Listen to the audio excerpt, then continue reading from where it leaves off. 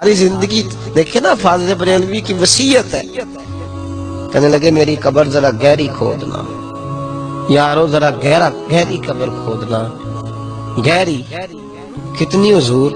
فرمایا لوگوں کتنی کھودتے ہو کہ بیٹھ سکے، میری ذرا اتنی کھودنا کہ میں کھڑا ہو سکوں۔ حضور کیوں؟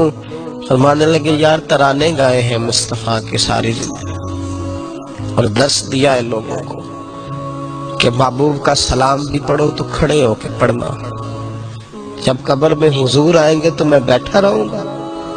فرمایا ذرا گہری کھودنا کہ میں اٹھ کے کھڑا ہو جاؤں، جب محبوب آئیں گے تو ہاتھ باندھ کے کہوں گا یا نبی سلام علیکم، یا رسول سلام علیکم۔ اپنی زندگی وفاداری کے ساتھ گزاری، پیار کے ساتھ گزاری۔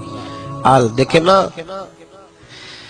ہر مسجد میں جمعے کے بعد ساری دنیا کھڑی ہوتی ہے اور فاضل بریلوی کے لب و لہجے میں کہتی ہے مصطفیٰ جان رحمت پہ لاکھوں سلام، اور یہ ان کا شعر ہے، یہ ان کا سلام ہے، مصطفیٰ جان رحمت پہ شم بزم ہدایت پہ لاکھوں سلام، دور و نزدیک کے سننے والے وہ کان، کان لالے کرامت پہ۔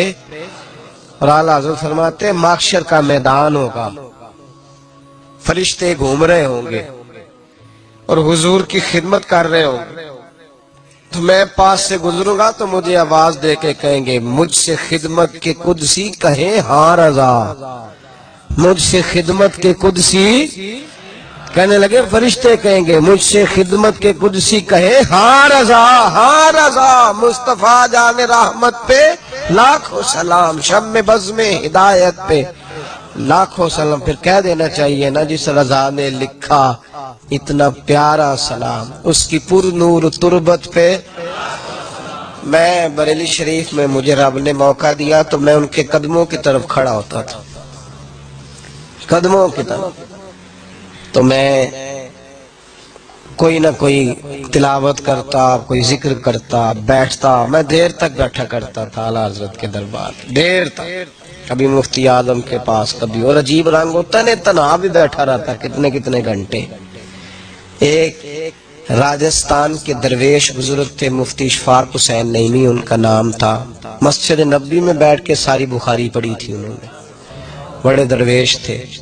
وہ ایک دن آئے تو مجھے کہنے لگے ابے بیٹے کیا پڑھتے ہو اپنی زبان میں؟ تو میں نے کہا حضور کوئی ذکر اذکار کرتا ہوں۔ کہنے لگے میں کل بھی آیا تھا تو بیٹھا تھا، پرسوں بھی آیا تھا، تو میں نے کہا میں بیٹھا رہتا ہوں۔